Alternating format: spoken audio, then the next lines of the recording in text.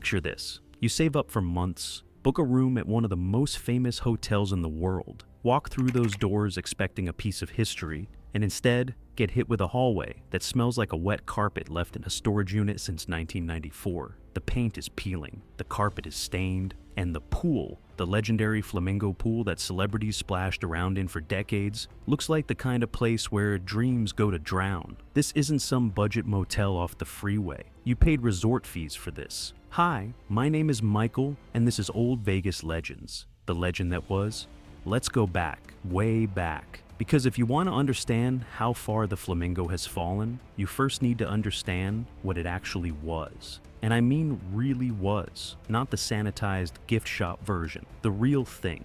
It is December 26th, 1946. A Tuesday. Las Vegas is barely a city. It's a smudge of desert with a few sawdust casinos and a train station. And then Benjamin Siegel, better known to history as Bugsy, though you would not have called him that to his face and expected to keep all your teeth, opens the doors to a $6 million flamingo pink palace in the middle of the Mojave Desert. $6 million in 1946? Money, by the way. That is roughly $90 million today. For context, most Vegas casinos at the time cost less than $100,000 to build. Bugsy didn't just build a casino, he built a vision. Lush gardens, air conditioning, a genuine swimming pool, a showroom that brought in Jimmy Durante, Xavier Cugat, and the kind of entertainment that people in Los Angeles were driving 4 hours through the desert to see. He looked at a stretch of sand and scrub brush and saw something nobody else could see. A destination, a fantasy, a place where ordinary people could feel extraordinary for a weekend. Now, the opening was a disaster,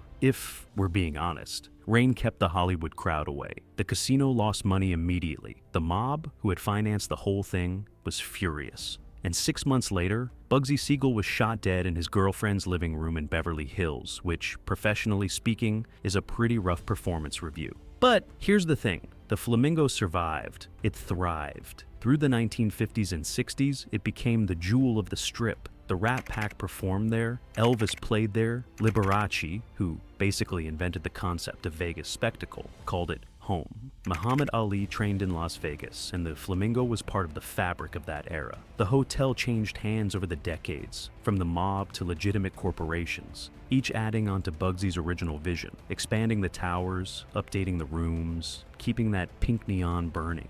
By the 1980s and 90s, the Flamingo was still considered a legitimate mid-tier strip resort. Not the flashiest, not the newest, but respectable, charming even. It had history dripping from every wall. You could sit at a blackjack table and think about all the hands that had been played in that same spot over 50 years. That meant something. It still means something, which makes what's happening to it right now so much harder to watch. Because somewhere between then and now, the Flamingo stopped being maintained and started being milked. And the results are heartbreaking. What you're walking into today. Let me tell you what actual guests are experiencing right now when they check into the Flamingo. And I'm not cherry picking. The volume of complaints, the sheer consistency of them across hundreds of reviews and social media posts tells you everything you need to know. The rooms. Guests are reporting carpets with stains that have clearly been there long enough to qualify for squatters' rights. Bathroom fixtures broken or rusted, peeling wallpaper, HVAC units that sound like a helicopter trying to land in a library. One guest on TripAdvisor said the caulk in her bathroom was, quote, what I can only assume Bugsy Siegel's guys originally applied. She's not wrong, and that's the problem. Sandra T. from Ohio booked the Flamingo in March 2025, specifically for the history. She moved the rooms 3 times, mildew, broken air conditioning, and on the 3rd try, what she called merely depressing. She paid $212 a night, plus a $45 resort fee for that. Then there's the $60 early check-in scandal. A guest posted his bill online after discovering he'd been charged $60 just to drop his bags before 3 in the afternoon. Not an upgrade, not a suite, just the privilege of arriving. It went viral. The comments were furious. Most of them I can't repeat because my mother watches this channel. Hi, Mom. But here's what that $60 really means. The Flamingo built its entire legend on making people feel welcome, on the idea that Vegas rewarded you for showing up. Now, it charges you extra for the audacity of arriving before checkout time. The wildlife habitat, once one of the last genuinely free attractions on the Strip, is neglected to the point where guests post photos asking if the animals are okay. I said I wouldn't make a joke about birds in a sad zoo. I'm keeping that promise, but I'm absolutely thinking it. This is what the history cost you in 2025. The corporate takeover that killed the magic.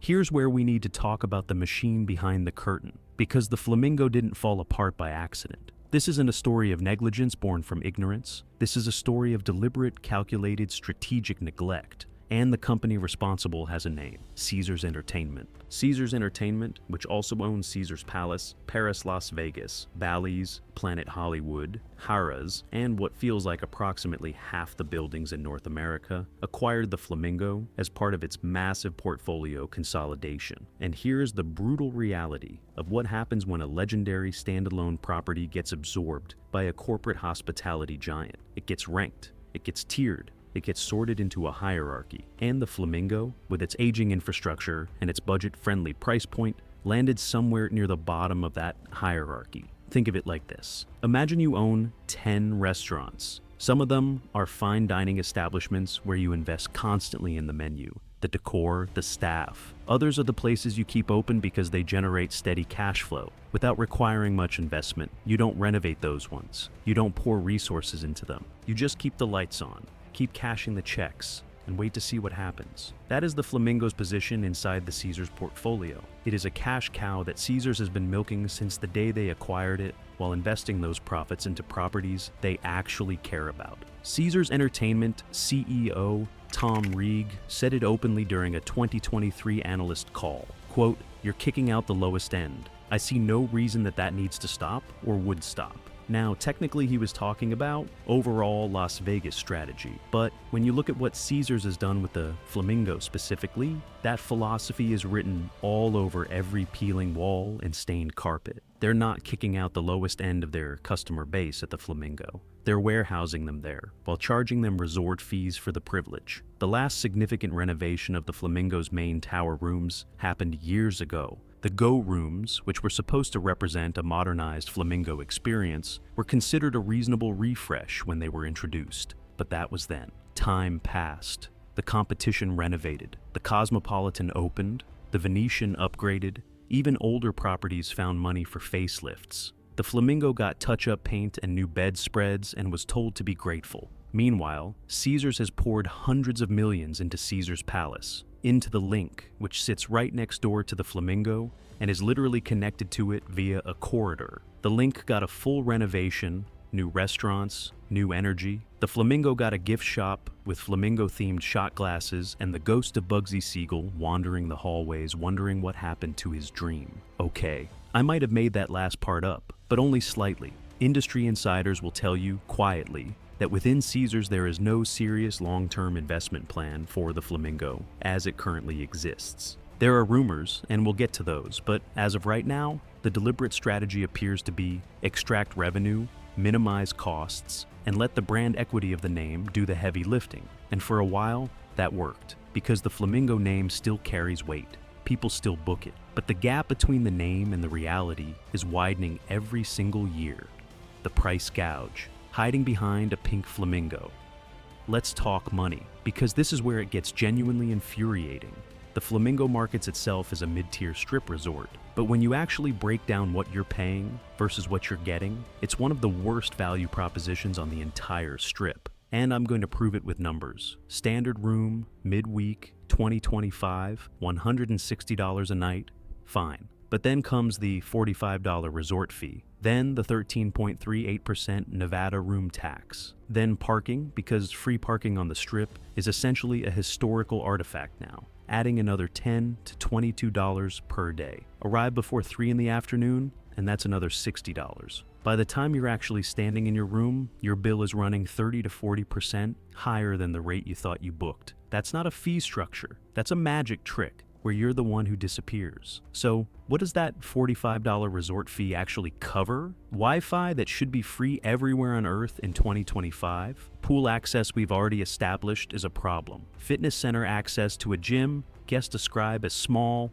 dated, and chronically short on towels. And local phone calls. Local phone calls. I don't know a single human being under 60 who has made a local phone call from a hotel room this cheekade. Caesars lists it anyway, with a straight face. Then you sit down at a blackjack table and discover 6-5 payouts instead of the traditional 3-2. That single rule change increases the house edge by 1.39%.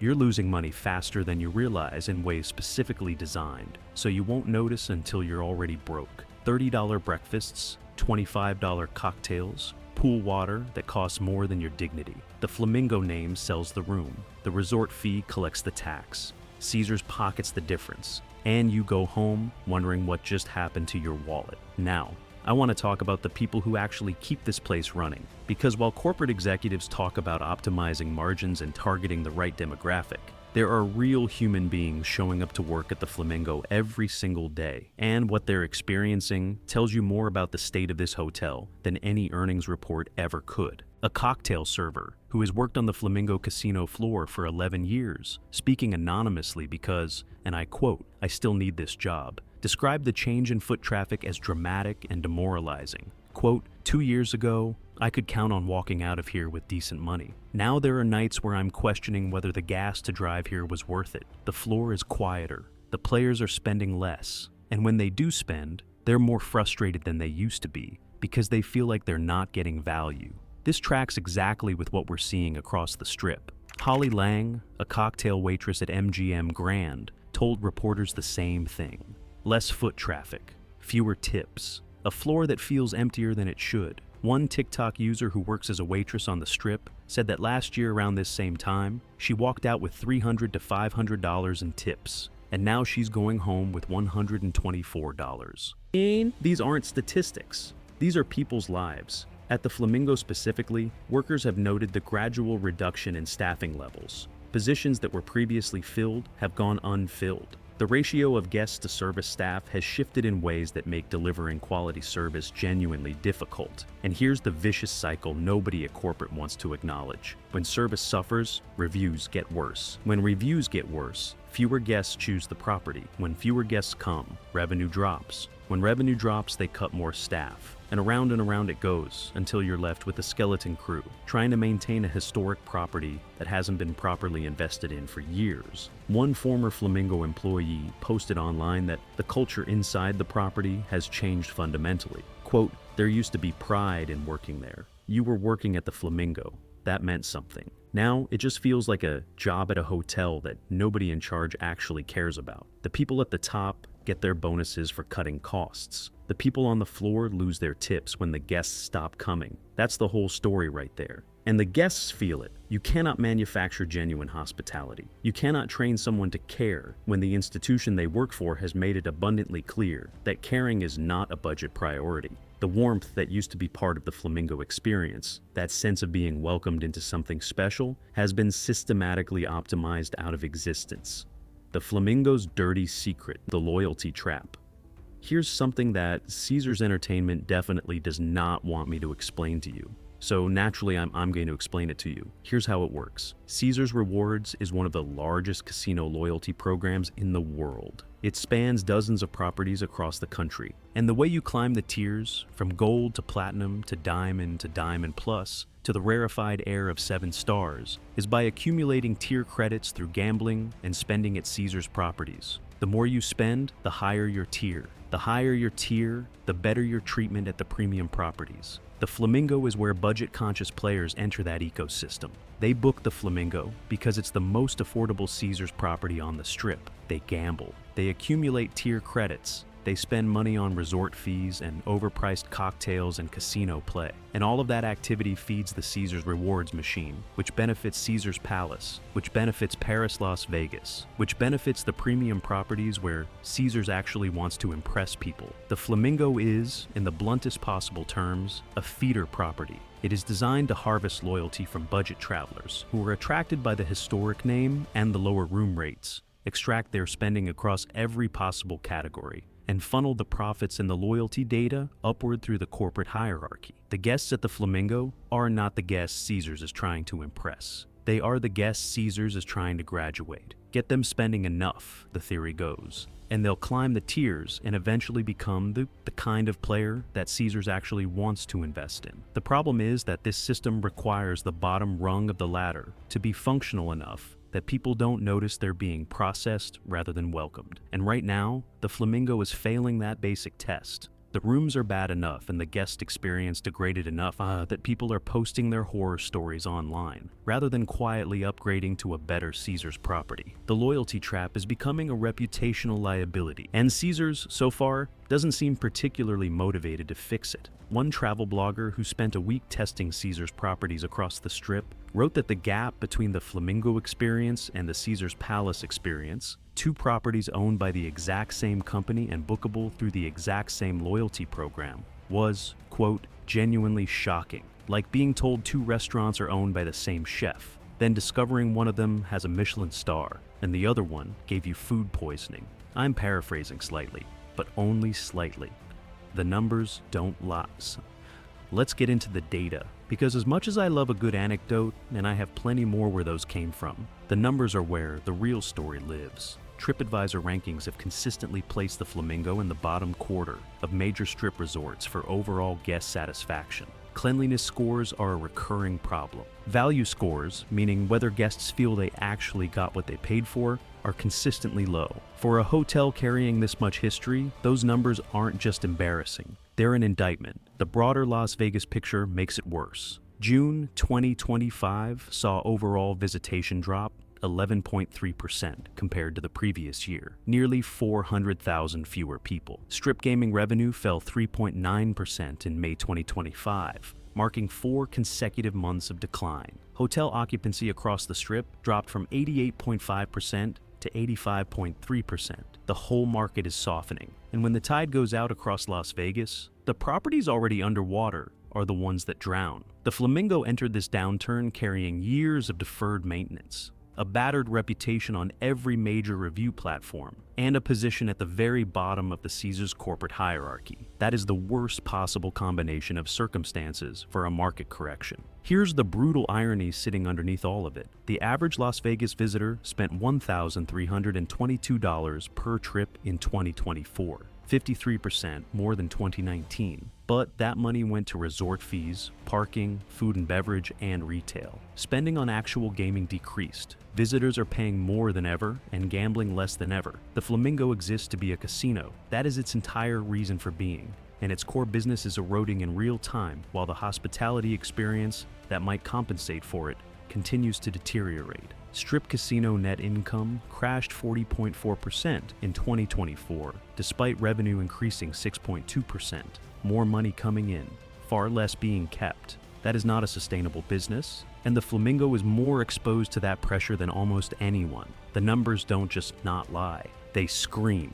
The ghost of Bugsy Siegel. I want to step back from the data for a moment, because there's something happening at the Flamingo that goes beyond bad reviews and resort fees and corporate neglect. Something that matters in a way that's harder to quantify, but no less real. The Flamingo is the last original Strip casino. Let that land for a second. Every other property that existed on the Las Vegas Strip in the early era, the Thunderbird, the Desert Inn, the Sands, the Stardust, the Frontier, the Dunes, all of them are gone, imploded, demolished, replaced by something newer and shinier and more expensive. The Flamingo alone has survived. Almost 80 years on the same stretch of Las Vegas Boulevard. That is an extraordinary thing. And inside the hotel, tucked away from the casino floor, in a quiet garden area, there is a small memorial to Bugsy Siegel. Nothing elaborate. A simple marker acknowledging that he was here, that he dreamed this place into existence, that his vision changed the course of an entire city. Guests walk past it every day, some barely noticing it, some stopping for a moment to think about the audacity it takes to look at empty desert and see a palace.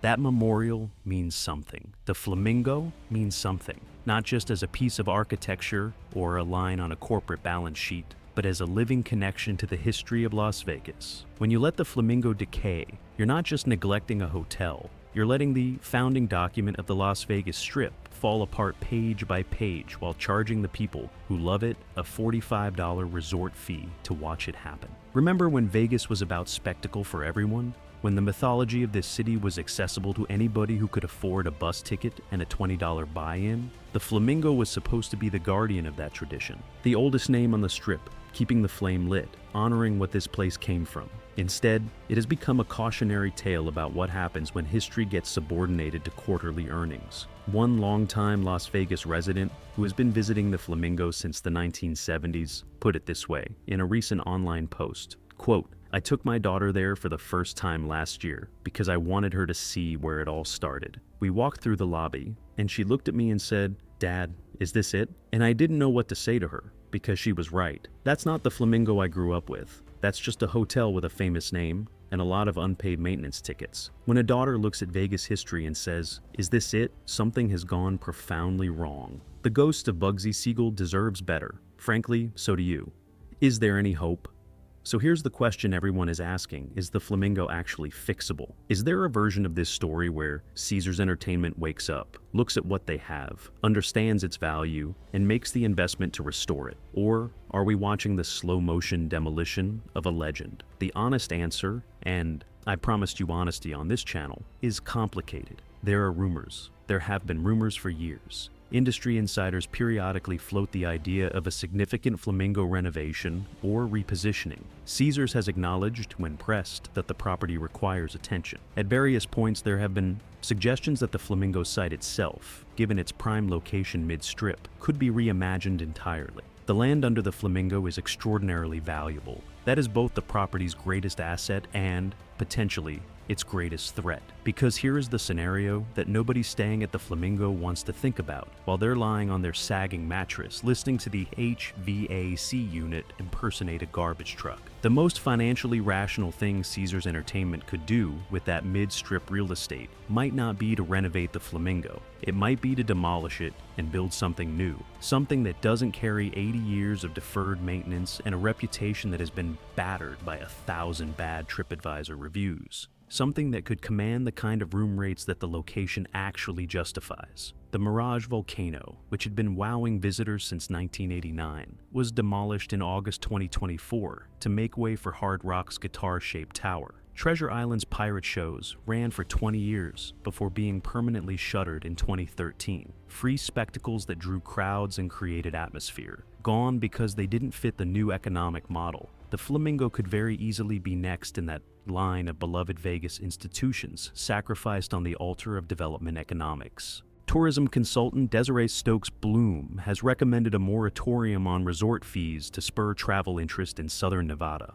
Resorts World Las Vegas has eliminated resort fees entirely, and that decision has generated genuine positive buzz. If Caesars were serious about repositioning the Flamingo, eliminating the resort fee would be a powerful first signal. It hasn't happened. The Nevada Gaming Control Board is considering regulatory adjustments that could theoretically benefit mid-tier properties. But regulatory tinkering doesn't fix peeling wallpaper or stained carpets. What fixes those things is capital investment. And capital investment requires a corporate decision maker to look at the Flamingo and decide that its future is worth funding. For now, the most optimistic scenario is that sustained public pressure, declining reviews, and measurable revenue impact finally force Caesars to treat the Flamingo as something worth saving rather than something worth milking. The most pessimistic scenario is that you come back to Las Vegas in 5 years and find a gleaming new tower where the pink neon used to be and a small historical plaque on the sidewalk explaining that the Flamingo once stood here, erected by the same company that knocked it down. I genuinely don't know which one it's going to be, and that uncertainty is its own kind of heartbreak. Here's what I know. The Flamingo is not just a hotel, it is the origin point of the Las Vegas Strip.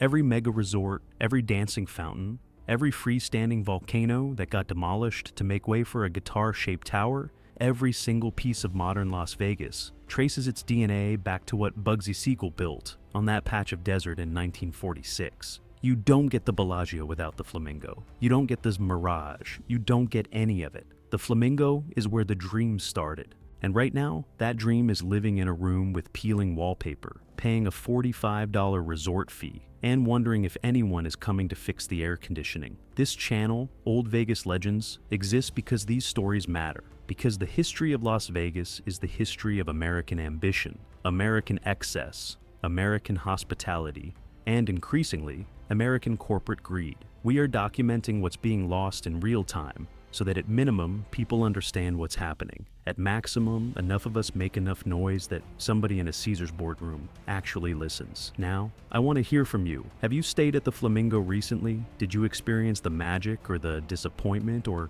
and I suspect this is most of you, some disorienting combination of both? Did you grow up visiting the Flamingo with your family? Do you remember when it felt like something special? Share your story in the comments below.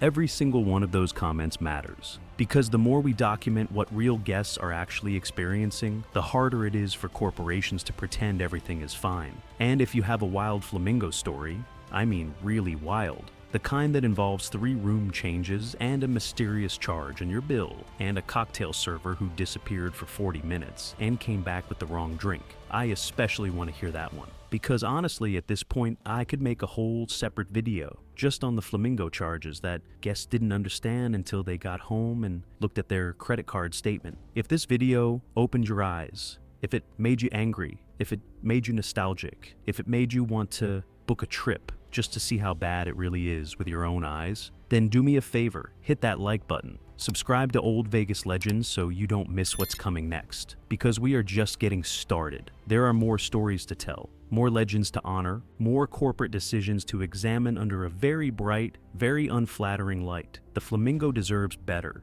The people who built their love of Las Vegas inside those walls deserve better. And this city, this extraordinary, ridiculous, magnificent, heartbreaking city, it deserves better than what it's getting right now. We're going to keep saying so until somebody listens. See you in the next one.